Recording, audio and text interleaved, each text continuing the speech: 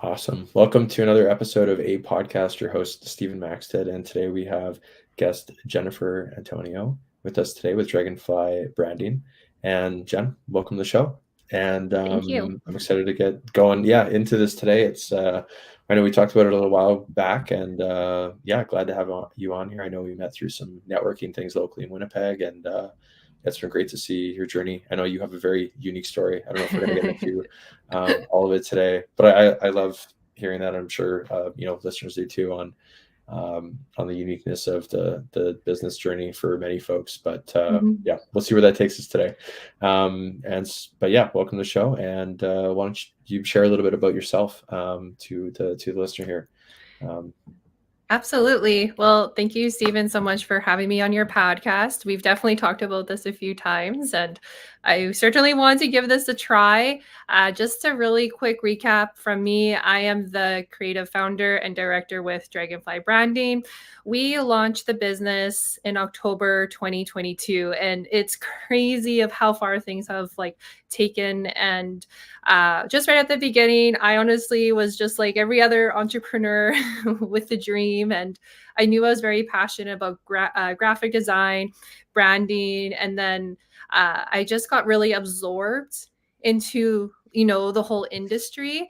And then I just did a little bit of business planning, and I just felt super ambitious and confident. And then honestly, I just felt one day on October, I was like, I really want to do this for myself. And we did it. It was definitely very difficult at the beginning, of course, because you have to kind of get your website up. You have to get your marketing ready. So it was a huge learning curve. But anyways, going off topic here.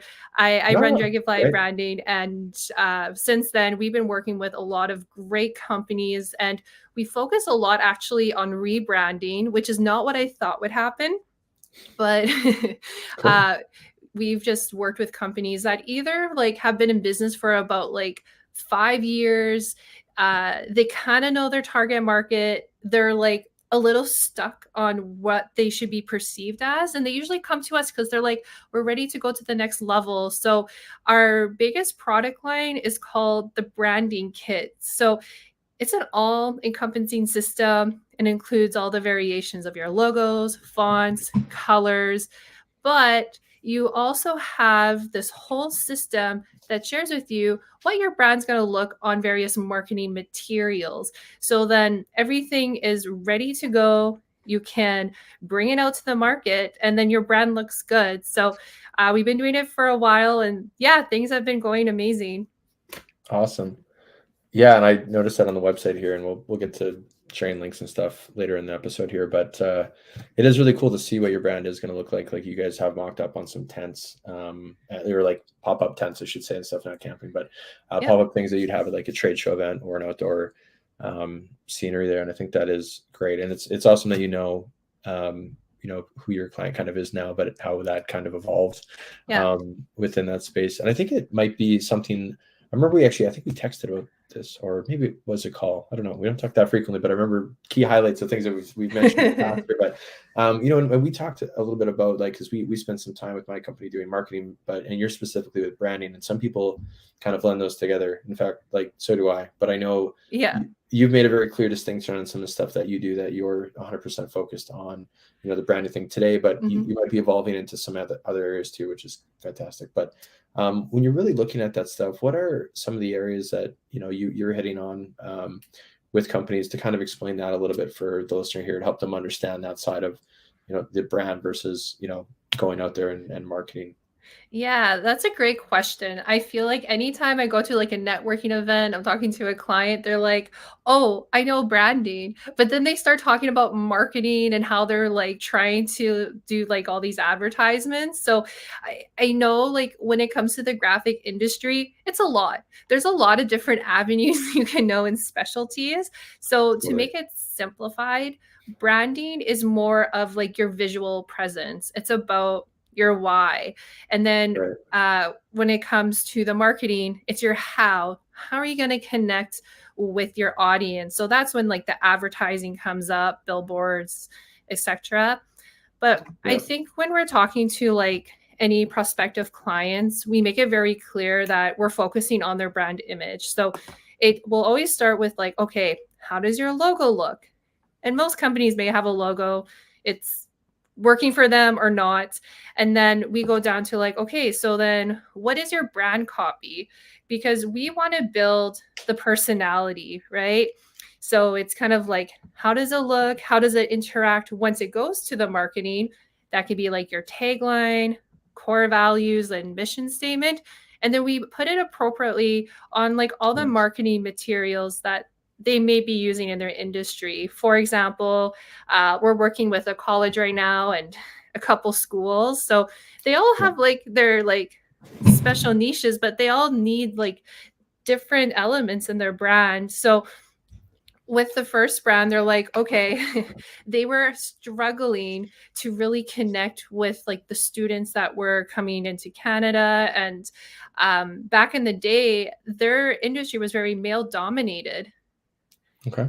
So then like 40 years down the line, they've actually like have a whole like variety of other like students, whether it be males, females, different age groups. So like their brand image wasn't up to date. So we needed like the right color palettes and the logo. But then we're like, okay, but we also have to make sure like the pictures reflect that, you know, like there's a variety of students there. And then they also go to trade shows. So we worked with them on like their postcards, brochures, their promotional items. And we even worked on their website. But we do this because we want to make sure they look like consistent. They're also recognizable like with their markets, and they can kind of like tell them apart. So I think with like branding, it's more about like, okay, is this recognizable to your target market? And do you look different among like, you know, say you are working for the school. Do you know who they are? I guess one thing I'll leave this like conversation with, it's kind of more like, okay, you can think of a brand of like Nike, and they have the check mark. Everybody knows how the logo looks like, and it communicates like, you know, high level athletes, and their tagline is like, let's do it. It's memorable, it's short. So then when you go to the advertising side of things, then usually, and I think you probably do this too, is you're taking all those elements of the brand and then communicating that to their clients.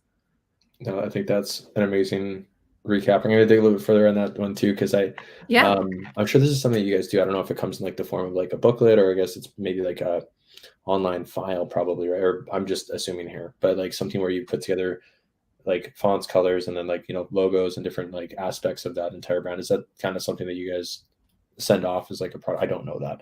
This might be a dangerous question. I think that was the one thing I should have mentioned really quickly, if that's okay. Yeah, dive in. Yeah. So with our branding kits, aside from all the other aspects we talked about, like they also get like their brand like patterns, icons, little additional graphics that really promote the brand, but it builds that emotional connection because then they will remember them. And what we typically do is we'll teach our clients how they can utilize their brand. So they're called brand guidelines. They go like step to step of like when you can use a certain logo. Typically there's like 3 variations. Most companies have like a word mark, a letter mark, and then an icon. And the reason for that is, you know, if you have like a pen, you're probably not able to use like the full logo. So you might just have the icon there, or if you have a big advertisement, then you use like the big logo. But yeah, they have guidelines of what and when to use the brand guidelines. Awesome. Very cool. No, that's perfect. That's incredible. And those are incredibly handy to have within an organization. If you don't, or it needs updating, I see a huge reason to reach out to someone like yourself and get help doing that. Especially if it is in my mind, it's like maybe not small, but small and medium-sized businesses that you know, started one way, but then things have changed over time, or they do need that like refresh, you know, little help with the look of where they're at today, because things change, like you mentioned, at school being, you know, historically one way, but now they've adjusted over time. And can we talk about colors? Oh yes, I love Okay, that was colors. so okay. That seems so You're silly to like, say. yes. Can we talk about that? Yeah, because I mean I see it on lots of brands, and I've experienced stuff within. Yeah, yeah. We had a company years ago I worked with. It was in agriculture, and the logo was red in color. But part of the brand guideline behind that red logo was we actually couldn't put it on plaid products as part of like the thing, which was funny because we worked in ag, we worked with farmers, and everyone wanted stuff that was plaid in nature. And it was kind of contradictory, but obviously that was an evolution of this particular company that over time they've since like Oh. merged and done different things to other logos, and everything looks very different. But I was kind of like, what the heck do you mean? Like how could this be that we can't put a red diamond in this case on plaid? But we had to get creative and use one of the products that we carried underneath that title brand. And we're using the Nike example. It's saying like Air Force Ones. We had to use like a word like that, off of that's one of their shoes, right? I'm getting that right. I'm not losing my marbles. Yeah, that's totally Okay, right. that is a shoe. I'm just like, okay, anyway. So we had to use like one of those to put on a plaid product to then, have as a giveaway in that case and get creative, within that big corporate system to do that. But Mm. that really stuck with me for like my brand of thing. Even this logo, or where are we here? This side of me. Keeping it white just for the simplicity of Mhm. going through that side of things. But I know that there's a lot of importance behind colors. I've done some reading on it, but you as the expert, walk us through colors. Tell us more about that and what that means to different brands. Because I know there's different meanings, right? Like yellow, purple, green, blue, red, or like you can kind of get different energies from those. So Yeah, yeah. I feel like color actually helps a lot when it comes to branding. It can change your yeah, mood and it's super impactful. I have a question with like the company that you were working with. So you said they use the color red, right? Did yeah, they that talk was. about like the meaning of why they chose red, or was it just like an industry standard?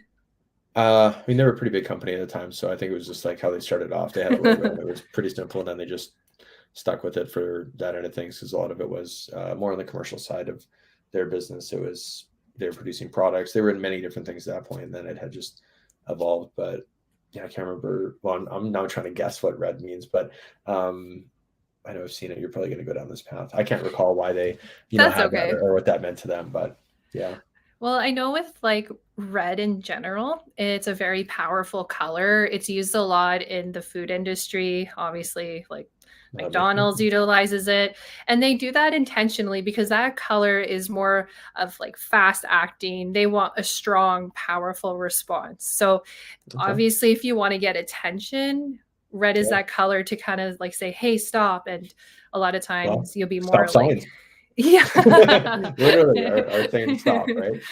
And So then like you can also go down the spectrum and like you can use the shade of black, right? That would be more of like a luxury brand or and I feel like a lot of like dealerships use it just because it gives you more of okay. like that sleek experience. And then if you're looking for something more industrial, a color that you feel like really loyal to, you may have guessed it. It's used a lot in the banking industry. It's the color blue. Oh, okay. I was not gonna guess that. But yeah, Yeah. like I mean like RBC, BMO, right? They both of them have blue, I believe. If I'm remembering that right, in their logos, right? RBC for Uh, sure is blue, right? I actually I'm don't know guessing. how RBC looks like. I'm gonna have to look. I know a It's lot of like brands, blue but that and one I haven't had a chance to be like, what does that brand look like? Even though I actually do look at a lot of brands.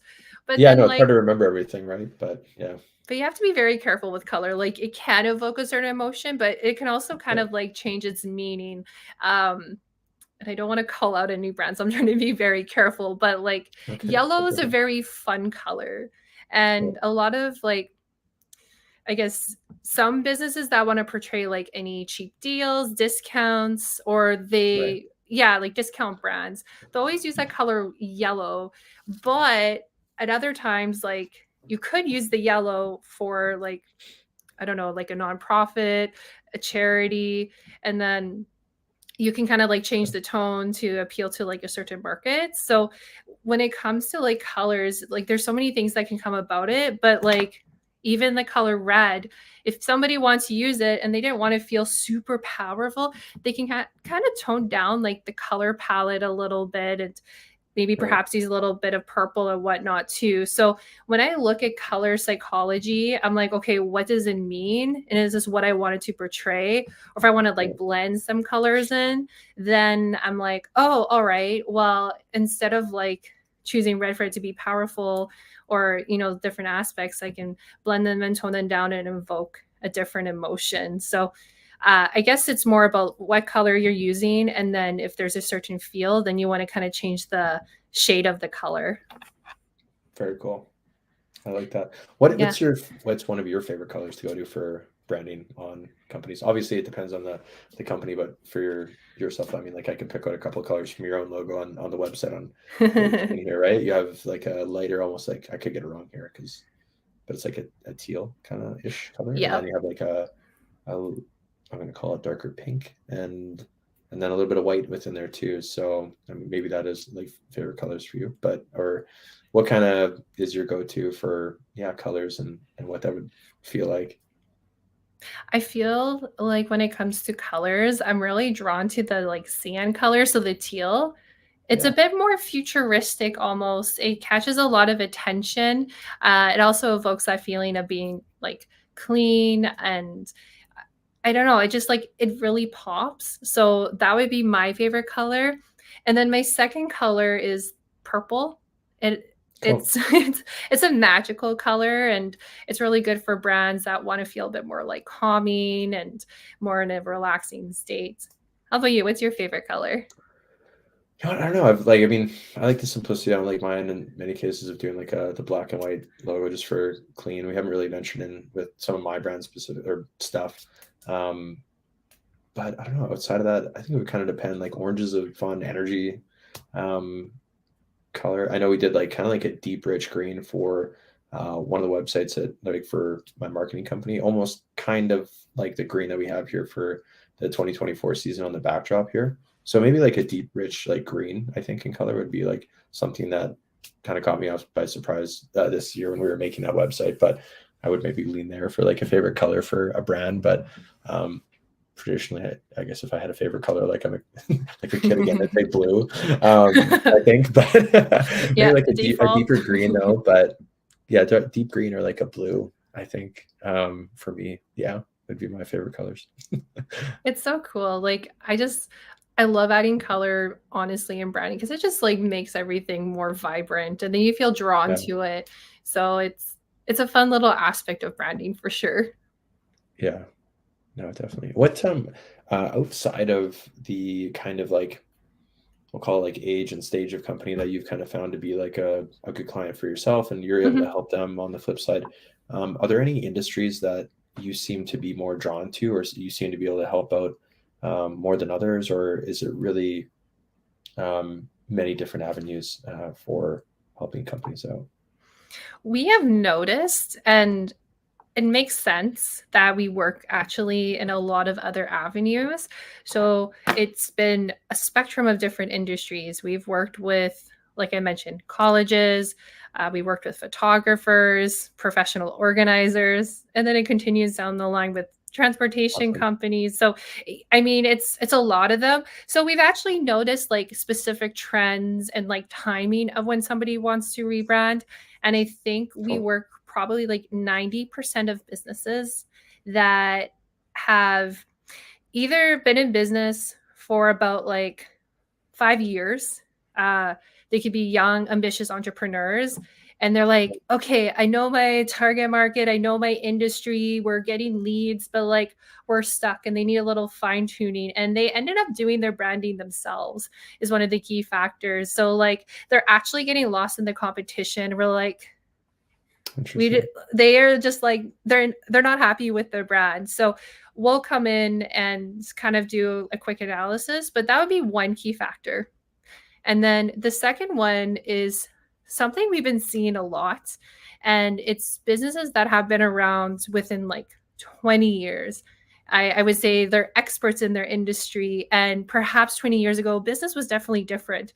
And the conversations that we're hearing is like a lot of times businesses just did the simple handshake and it was easy, and you didn't have to worry about all this marketing like behind the noise. And then Yeah. now, unfortunately, again, they didn't really have the best brand. Like they could have a very powerful name, but they don't have any like visual graphics or marketing to support them. So I hear with those kind of individuals, their competition is steep. They're getting lost in the marketplace. Their Right. revenue has even uh like streamlined or they've dropped. And they're getting beat out with new businesses that have like better branding, better marketing. And that's where we come in because we're like, well, we can help you. Well, look at your competitors, not to copy them, but just Just to to, reference, yeah, I get a feel for how that's like looking, because I totally get that. Yeah. yeah. Well, I mean, yeah, you never want to copy a competitor. It's just to say, okay, what are they doing? And then what can we do differently? Because I think so many Totally. businesses, if they're starting out or they've been in business, they're like, oh, what is my competitor doing? And they're kind of lost sight of like what makes them a unique business because we're all unique. But then Right. I think we get scared and then we're like lost and, piled with everyone else around us. So I would say those are like be the transitions that we do best in, and that's where we help our clients. Nice. And what does that process look like for you guys, Mhm. Jen, in terms of like length of time, like onboarding? What I mean, yeah, walk us through what that would be like if someone were to get in contact with you, and what, start to finish, what does that look like? Oh, this is a fun question. It's such a like transformational journey because anytime we sign up a client, they're so excited and it's great. So we Yeah. usually will get like someone contacting us through our website. They give us a call and they typically know they need a rebrand. And we'll do a discovery session to be like, okay, we want to know you. We want to build a relationship. So we're actually going to ask them more about like business questions like what brings you into the marketplace, how are you unique, because if we Right. go right into the branding, well, it's not going to save us any time or we don't know how to perceive your brand. So we just want to make sure that like what you want to like bring into the branding side of things we've accounted for by looking at your business. So first we do the discovery phase, then we sign them on right away. And depending on our production schedule, our turnaround time could be a couple of weeks, which is actually pretty fast in the industry, but we work really hard to make sure everything's done perfectly on time, vice versa. And it's usually our array of 4 to 5 steps. And then the first one is a lot of research. We just don't go Right. in and say, hey, we're going to bring your brand to life. It's like, okay, let us dive deep into, like I said, what your competitors are doing. Just have a little bit of a recap of what, like, if there's an industry standard, sometimes there's not, but we want to be informed of that. Totally. Occasionally, we'll do like research on your avatar, your clientele. Right. Then we'll come back with like concepts and then a couple mood boards, which is really fun. So Oh, it's yeah. So then you get like a selection of different like ways we can present your brand because we want our client to right. have like the element of choice. We'll give our recommendation, but we need their feedback. Hmm. And then we go down to their logo selection. And then once we finish that, we go to the brand copy, and that's including our tagline, mission statement, core values, anything else they need. So we kind of get the basis down first, get the Right. groundwork all completed, and then we go to the branding kit. And the branding kit is around 19 pages or so, and it's very like in depth. And once that's done, we usually get the go ahead, and then you get your files, and then we instruct you on how you can utilize your brand. So then you can focus on the core of your business. You have something very, proud to like stand by, and it's pretty efficient. So, I mean, with branding, it's some companies they may be taking 6 months. I don't know, but we like to Right. focus and be efficient and provide high quality results.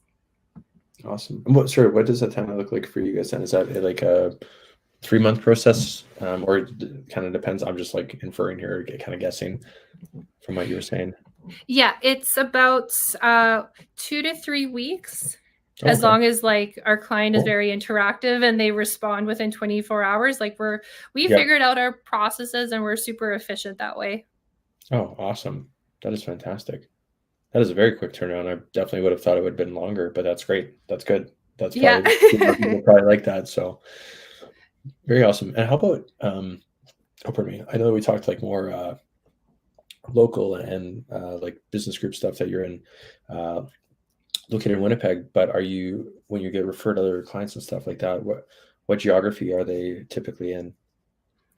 I would say 90% of our business is Winnipeg. We Mhm. have some clients now that are from BC and Ontario, Nice. and we would like to be in like, all over Canada. We're slowly getting there, but for now, mostly Winnipeg. Awesome. Yeah, it's so cool. That's cool. Yeah. Um, what was I going to say?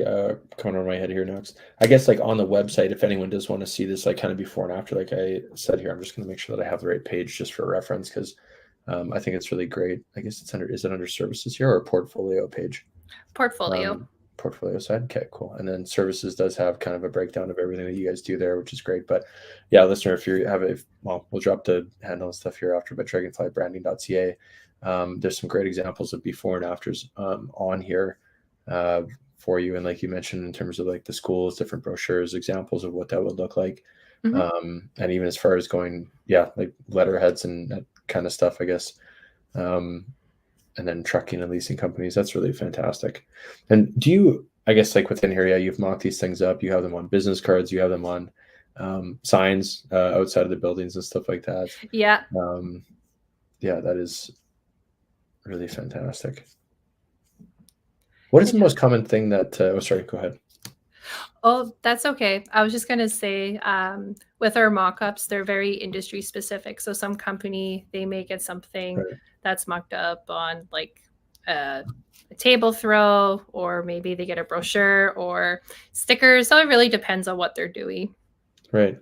And I mean, like, actually, something I find interesting too, because we're more living in the digital age of business cards being more just you send sharing a contact and stuff. But I Yep. noticed on here too, everyone has a mock-up of a business card. It's something that I haven't got away from. And I mean, it's just so Good. interesting to see the different like designs and stuff with that because you have some in here that are different, obviously, colors like we were talking about, but even different shapes. And I've seen many different styles out there. And um, how often are you looking at them on an individual basis for these different business cards too, as part of their brand to have like a different shape and kind of bringing that on?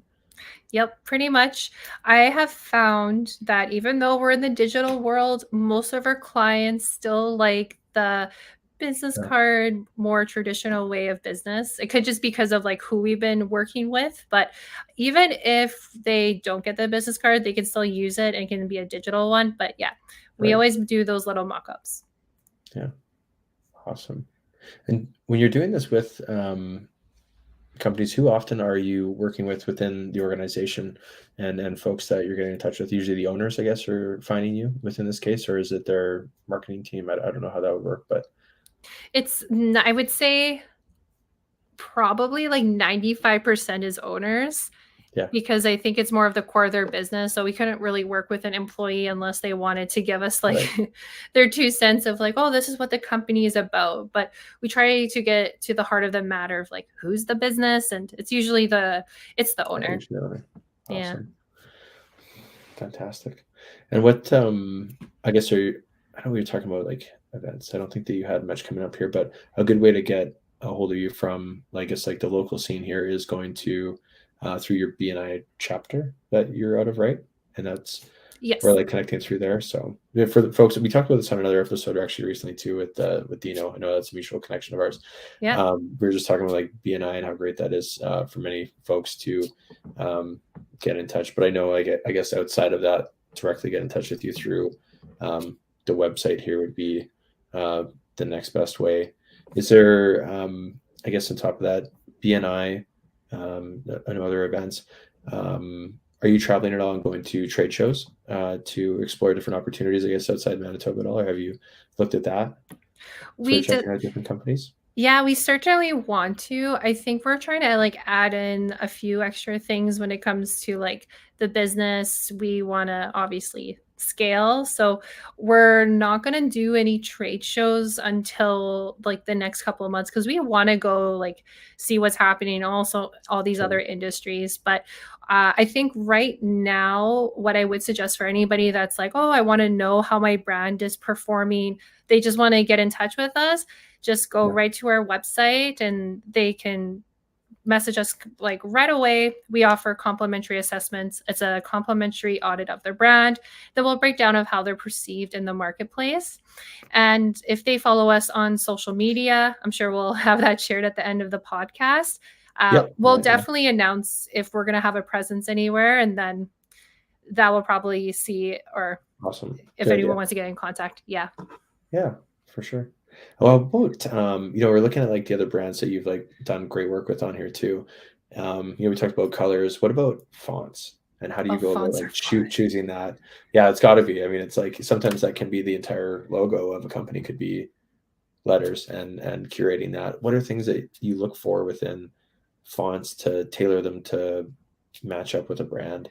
Like in terms of like, I guess like being more like sharper or thinner or bold or italics, like how does that all come out There's in your so much brain? to think about. Yeah, I love this question because anytime we're doing like branding, I think it helps because like I do have an education in graphic design and I'm artistic. So I might be coming from like a artsy lens, but I always like try to see if I can feel the fonts and I'm like, does this express the brand properly? But there's Right. also like a few key things. Like I actually take the font and consider it as like a graphic where I Okay. think most individuals would be like, oh, okay, I see graphics, but then they throw away the fonts in the corner.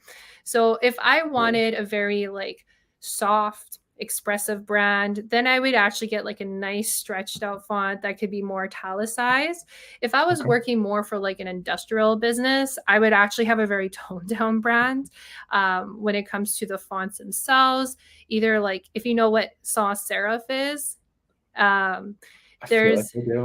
I I'm feel like I have heard using the word before. terminology, but a very clean font, there's no character Yeah. to it, then I would just be a bit more careful how I would use that brand. But like, if you look at fonts, it's especially shown a lot in social media. Like if you wanted a groovy font and you wanted to go back into like the the late uh 1970s or 80s, you can get like groovy fonts to like talk about it. So I feel like we just look for very specific characters that bring the font to life. Cool. Very neat. And how about like does what I'm picking up there too is it's very customized. Like you're absorbing a lot of information from client and their brand, what industry they're in, what does that look like for them. But I guess like in terms of saying that too, like um, I guess how about like size of font as well? And are you ever making like tiered things? Like even with our logo, like we got a few things going on here, but we're basically saying we're a podcast. You might have Yeah. some thoughts on this one here, but in terms of like stacking different things, is there kind of like a protocol that you guys go through with doing that, or is it more one-off stuff? I don't know if there is like a playbook out there for this kind of thing. Is kind of where I'm going, I guess. Is there a standard to follow within doing that, or is it quite creative in the process for you? I feel like there's actually a standard to it. So in our branding kits, we actually have like a typographic system and it Okay. includes two pages. One is the selective font we're utilizing for your brand. Cool. So you get all those font files so you can have fun with it. And then we have the typographic system of sharing, okay, your headline should be this size, your Right. the paragraph should be like size 12, and then we try our best to teach you of like when to use the font and if there's a color associated with it, because you do want to have like a pretty big difference of like the headline and paragraph, and Right. typically the font sizes can be the same. It can be. It's Cool. just it depends on like once we put the brand together, we'll test it out and say, oh, what does this font size look like? And it can change slightly, but then that actually gives a lot of relief to our clients. It's like, yeah, we also help you with the fonts, and that's all considered. Right. Very cool. What's been one of the biggest transitions from like a company's brand prior to what it became afterwards, in your experience so far? Like one that sticks out as, wow, like we changed like this was a big change and it was very positive for them. Do you have any examples like that? Like, I mean, I saw a couple on here that I was thinking about, oh, I want to Yeah. work for you. Well, I'll So comment on the ones that I have on my website because I feel yeah, like anyone can like reference it later. We for sure. worked with like this transportation company, and they wanted to rebrand because they've been in business for 5 years. They were growing, they're young, they're ambitious, and Yeah. they wanted to have something that made them, you know, more professional, credible. And when you're in like the trucking industry, they're all different, but they had very like particular financing options, and people were actually trying to take advantage of them. And it's more like, okay, how do we solve this? So if you looked at the brand, even at their old location, they didn't have a lot going on. Like they just had a very like generic typeface. And I was like, well, that doesn't say a lot. So then when we did like the full rebrand, we added more of like our story to it, and we added a lot of brand copy. It goes like on all their marketing materials, and then we also made the whole brand a bit of a different green. But the point is, Sure. we put a lot of work into it, so you know they're actually attracting the clientele they want. So after this, they don't have a lot of people worrying about this. And when it came to their core values, I think we use like honest, professional, and a few other things. So then when someone's trying to take advantage of them, they're like, oh, do we want to do this to this company? It's kind of stating of who they're working with. And then, you know, those people that were like, oh, I'm going to haggle you for like a different price, they tend not to do that anymore. So actually a really cool story with that, if you don't mind. It's really quick. 100%. Yeah, yeah, let's go I into it. have like this memory of like all these stories that come up randomly. But it's really great with like branding. And I go to Kenora sometimes. It's been probably like 3 to 4 years, but they had like this restaurant. And before they did the rebrand, like I talked to their locals. I was just very interested of like, oh, what's their story? So they had a restaurant that was bringing in, you know, like everybody, and I guess they just weren't being valued, right? Okay.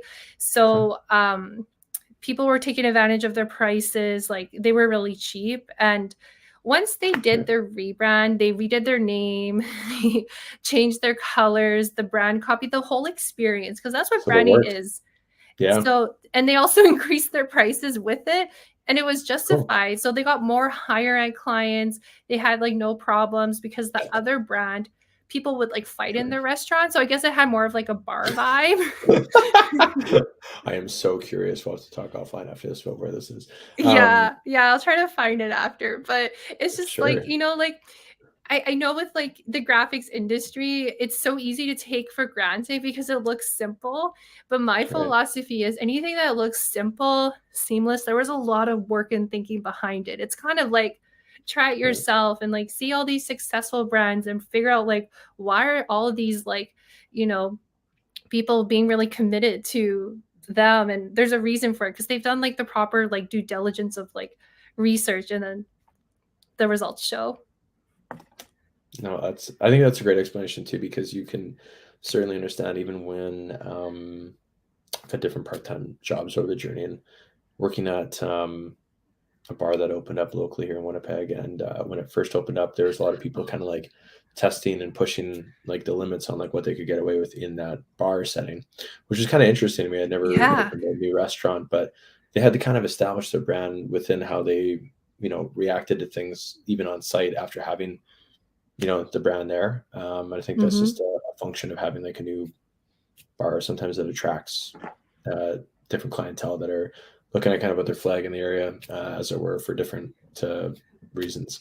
And that was kind of like interesting. I don't know to see. I don't know if that's totally relatable to what we were talking about here, but it just reminded me when you were talking about that restaurant where they kind of went from having It's fights to attracting like, them, right? And yeah. So there's something kind of like exciting about that, the allure of the energy that they have there in like a sports bar setting, but ultimately attracted some negative energy. That's just going to happen with anything, or people, around that. But definitely resonates with me with what you're saying there about how yeah, important the branding is, because yeah, it could definitely change the whole appeal of it. If you were to change the famous McDonald's golden arches, or yellow to a different color, it would look a lot different. It would have a very different effect on us, of things that we look for. It out there, anywhere you're driving around, infamous, you automatically think burgers and fries or Happy Meal, right? That's kind of what they've gone for over the years. And you remember it to this day.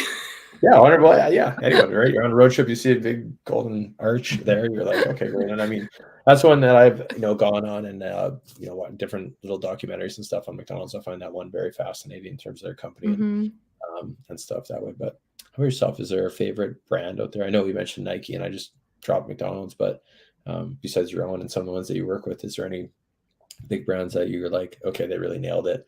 I like what they're doing. I'm so weird because I like where this is going. Oh man, when it comes to branding, and do I like all these certain brands? There's some that I appreciate. I can't think of any on the spot. That's okay. But sorry, I can pull that one out. Yeah. No, that's totally fine. But okay, so I'm definitely a coffee fan, so I'll just bring this one up because everyone seems to laugh about it, and it's a good example. But I'm a Starbucks fan. I want my mocha lattes. I'll go to my networking events, and they have coffee there, and I'm like, no, I want this coffee, and they're like, Jen, it's almost the same price, and I'm like, but the experience is different. But I just like it. They have done a good job with their brand in general. They provide more of a higher value kind of experience, especially with their coffee, where it's sourced, and they justify it. So I know their coffee is expensive, and it's $6. And I even like Tim Hortons, and they had this campaign a long time ago, and it was I think it was around the lines of not all heroes wear capes. Did you see that one? It was I can't remember off the top of my head, but I'm sorry. I love good commercials. I don't know if you ever got those events where they have the commercial awards every year, but I find them amazing. Anyone that's watching this, see if you can find any older advertisements from Tim Hortons, because they try.